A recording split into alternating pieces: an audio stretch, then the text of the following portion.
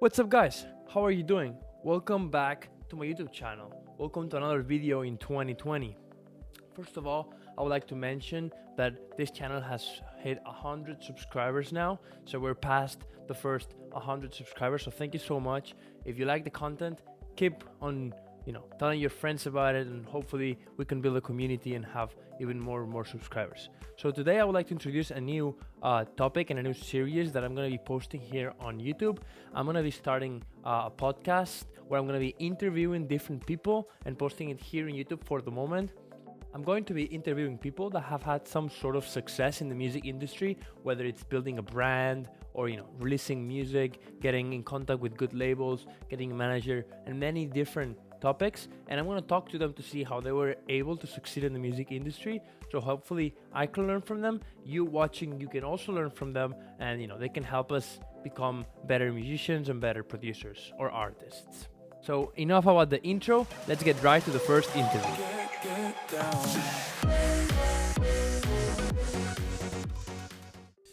What's up, guys? Welcome to this interview. Today I'm here in the studio talking to Scott Harris. Thank you so much for having me, Scott. No, thank you for having me, Mark. So, Scott makes music under his actual name, Scott Harris Regime. He's a producer. He has had a lot of success actually releasing some music. I see mainly self-released. He has 4 songs on Spotify with over 1.5 million plays, and has now 4 songs had 4 songs in the Beatport charts top 100, which is pretty cool. Anything else you want to say about yourself? No, man, you killed it. Yeah, that's it. Anyway, so thanks for coming again. Thanks for talking to us. Today, I wanted to focus on a topic today to talk to you. Hopefully, I can learn from you, and people watching can also learn from you. I wanted to talk about how you went from making music in your bedroom and having fun, showing it to your friends, having your friends liking it, and getting a couple thousand plays, just like a lot of upcoming producers are doing, to actually being able to develop a brand with an actual fan base that cares about you, follows your music, follows your social media, and likes your content. That transition period that everyone is trying to do and trying to achieve. Yeah. So to begin with, I wanted to kind of talk to you about your musical background and how you actually began making music. My music background is actually pretty diverse. I was a big Blink-182 fan back in middle school and high school. So I actually started out with guitar and just learning how to play their songs, and then from there, once you play a cover song a million times, you just kind of get creative with it. And so what I did was just change up the melody a few times, and eventually I found some cool stuff, and it changed from the original cover to what it was so much that it didn't sound at all like the original song anymore. And that's kind of where I transitioned from just playing songs that were already out there to starting to make my own stuff. Granted, it was all alternative, guitar driven, kind of like punk stuff. And just that's my transition until college. I saw Tiesto live, and dance music took over. Yeah, you did see Tiesto live. That's kind of nice. Yeah. And so you decided to start making EDM and electronic dance music thanks to your seeing Tiesto, or were you a fan of electronic music before? I was a fan of electronic music before. I knew of it though. I wasn't, I didn't really know anything about it. I just knew, hey man, I like this beat. I think this sounds cool. And then come college, I remember hearing this song. It was an ID called Penguin by a little known guy called Avicii at the time, and just took over, and then went to see Tiesto, and then boom, and the rest is history. Yeah, great. So I wanted to ask you, how was your learning curve making music? Did it take you like a long time to actually make music that you were proud of, or did it take you a short time? Oh man, it took forever. I remember I was in my dorm room one time, and I was just trying to learn sidechain compression, and I'd watched this 30-minute YouTube video, which could have been summed up in 5 minutes, but finally I got it, and some of my fraternity brothers that were just down the hall heard me get the sidechain and the pumping going, and they thought it was sick. And so it's a steep learning curve for sure, especially I went to Logic from GarageBand, and while they're similar, there's just such a drastic difference in plugins and editing and automation and all that. So, steep learning curve, but once you kind of do it once, you get an idea of it. You do it a few times, and by the 100th time, it's just almost automatic. You put the MIDI in and you put the plugins in, and you get it sounding pretty much where you want it in just a matter of minutes, as opposed to it used to take me hours. I'd be like, I want this sound, and it was in my head, but I didn't know how to make it. I didn't know if it was a synth, it was sine wave, or a saw wave, or a combination of those. And so now, when I hear a sound, or if I'm listening to music especially, I'll even just test myself. Hey, that's a great sound. How would I remake that sound if I wanted it, or make something similar? Great. And did you study music in college, or did you study something else? I studied business, actually. Business and Spanish. Business? So you're from Barcelona. I actually lived in Madrid for 2 months. Oh, nice. Madrid, that's cool. But that's I did hit up Barcelona, did the ice bar, all that fun stuff. The tourist stuff. And how did you begin to develop your brand? Once you started making music and started releasing music, how were you like, okay, now I'm gonna start developing this brand, and how were you able to like achieve that? I did a lot of it not thinking about it. Honestly, I just looked at what other artists were doing, artists that I looked up to. What are they doing? How are they promoting their songs? How are they getting awareness and all that? And even today, I think a great opportunity is just mashups or bootlegs. There's so many opportunities now with music, and I think a lot of artists that I looked up to have now transitioned to almost entirely their own catalog, as opposed to back in the day. It used to be, mashups here, mashups there. They would take vocals from other song and drop it in their song. I don't see it as much anymore. So that's one way I'm thinking about kind of adding to my brand. I see two friends, they do a great job of that with their Big Booty mix. And then aside from that, is just, you got to develop a relationship, and what do you like, what are you passionate about outside of music that people can relate to, and what's your story?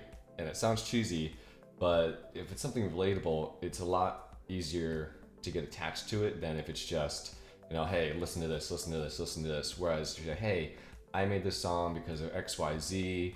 It really means like this to me, and I hope you like it. That's creating a story. Even just that is creating a story that people can get into and want to respond with and resonate with. And then from there, they start to do some of the work for you. They say, hey, this is a cool story, but this is even a better song. And then they share it with their friends, and it's just a snowball effect from there. Great stuff. And so once you began to develop the brand, began making those connections with those people, and began releasing your first stuff, how was your growth curve? How did you go from a couple of friends listening to your music to you starting to realize that like a bunch of people are now starting to follow you because of your content and because of your music? Yeah, I won't say it happened overnight. There's definitely a lot of grinding and reaching out, and I used to laugh at people when they got turned down from a job, or they really wanted something and somebody said no. I'm like, look, you're getting a no, which is way more than I'm getting. I'm getting silence right now. And so what a lot of people don't realize is, especially in music, like you won't hear back. Even, if you do hear back, one label might say, hey, great song, not for us. Another label might say, hey, the vocals are too quiet. The third label might say, hey, the vocals are too loud. Exactly. So it's definitely a lot of rejection. The key is persistence. I'm super persistent, and so when someone tells me no, it is a no, but it's a gateway to, okay, well, what are you looking for? How can I provide value? How can I make it better so that it turns into a yes? And so from there, you just gotta. Cool. And I was gonna say, you just gotta keep a list. Reach out, timing wise. Timing's everything. I reached out to YouTube channels. And reach for the stars, but reach for channels that aren't huge, because you get one channel with 1 million followers, and you might see a couple thousand streams out of it. You might hit a smaller channel that has more engaged followers, and just multiply that out. You get 20 channels, a couple thousand followers each. Your engagement's going to rise a little bit more steeply than that one channel where it's going to instantly drop back down after it's done. And so just keep that ball rolling. And once you develop a relationship, come back to them. It's definitely a conversation. It shouldn't just be a one and done. It's always, hey, how you doing? What's new? Holidays. A lot of people, I get a whole list of people I say, hey, happy holidays to. It's like I said, it's not just hey, what can you do for me? It's a two-way street and conversation you should be having with people. Yeah, cool. And what do you think you did differently to stand out from the rest? Because there's a lot of guys that are probably like, probably heard all this advice before, and they kind of know what they're supposed to do. However, they're struggling a lot to actually find a way to be unique and be different, because it's an overly saturated market. So how were you able to actually be unique? How do you think you were able to be unique? I don't necessarily know that I was super unique. A lot of people go the DJ route, then produce, and so from there they have the following from their DJing that they then get to transition to their music, and then kind of rolls from there. I did a little bit backwards, where I started the production route, and I was into DJing, but not as much as in production. I sent it to my DJ buddies, and of course the first 100 songs were so garbage. So dude, I can't play this. But finally it started getting good, and then they said, oh, this is actually really dope. I'm gonna play this tonight. And so I'd show up, I'd support them, I'd bring people with me, and then from there they'd say, look, this song is great. Of course, all my friends are gonna go crazy when they play my song, so they're happy to play my song. They're gonna play it more often because all my friends are going off when it's playing. It's just kind of that. Exactly. Again, hey, you're gonna play my song, I really appreciate it. I'm gonna support you by bringing 10 of my best friends and going hard. Other than that, the music industry is interesting. You want to stand out as much as you can without going too far past the line. There's a lot of really great music out there that's maybe just too early for its time. So I forget the name or the term, but you want to be as similar as possible while being as different as possible at the same time, so that you're not pushing people away that could potentially like it. Great stuff. And I heard you mentioned how you were a very persistent person. I wanted to ask you, what do you believe in, quality over quantity, or quantity over quality in the music industry in general as an artist? That's tough. As a producer hat on, definitely quantity. The more songs you put out, the faster you're gonna get at making them. It's definitely a lot easier to make 10 songs and then choose 2 or 3 that are actually really good than to spend a month on one song and have it just be okay. Because in the time it takes between the two of them, I'd rather have those 3 songs I can work on and push and polish up than just that one song that's just mediocre. So on the producing side, quality, not so much. Just make a bunch of melodies, find the ones that get your head bopping, that people say, hey, I really like that, or that people start humming if you show them a few days later. When it comes to sending it out, it's a fine line. Be confident, send out your music if it's good. And it's a really tough way to say hey, if it's good, because for me, I'm always well, the bass here could be a little bumped up in 200 hertz, or I think this kick has a little too much clap in it. So get feedback from other artists, get feedback from your producer friends. But yeah, send it out. The worst thing that people will do is either not respond or say no. And like I said, if they say no, that's an opportunity. You're in the door. Great. They said no.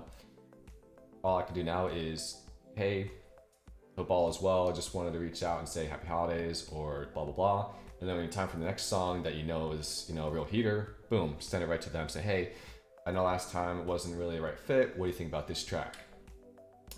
And by that time, you have an anchor in their head. They know who you are. They're going to say, oh, yeah, he's reaching out again. His last track was good, just not for us. Let's see what this is about. Great, thank you.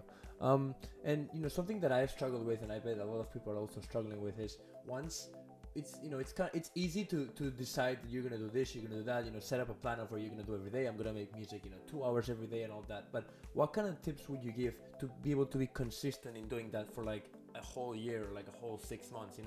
How do you keep the grind going every day without letting it stop you, or without falling behind or getting lazy? You just gotta schedule it. It's easy to get burned out for sure. Especially getting rejected a bunch of times. It's easy to get burned out. I don't necessarily make music to get on a label or to get a lot of streams or what have you. I make music that I like. So in the moment that I'm in, Still the Same, for example. I was seeing like a lot of negative stuff happening at one time, and I really just wanted like an upbeat track that reminded me of summer. So when I close my eyes, I could just imagine sunshine, you know, cruising down the beach, and then like throwing in some kind of like a beachy vibes, kind of, you know, just uplifting stuff. And so the story behind that is I really just wanted an uplifting song that kind of paid a little bit of tribute to Avicii and just kind of got me out of my own head for a minute. So that's kind of how I decided to go that route. Great. So, you know, we're kind of reaching the end of the interview right now. So this is a section where, you know, you could use to promote any of your work or any of the projects that you're working on. Yeah.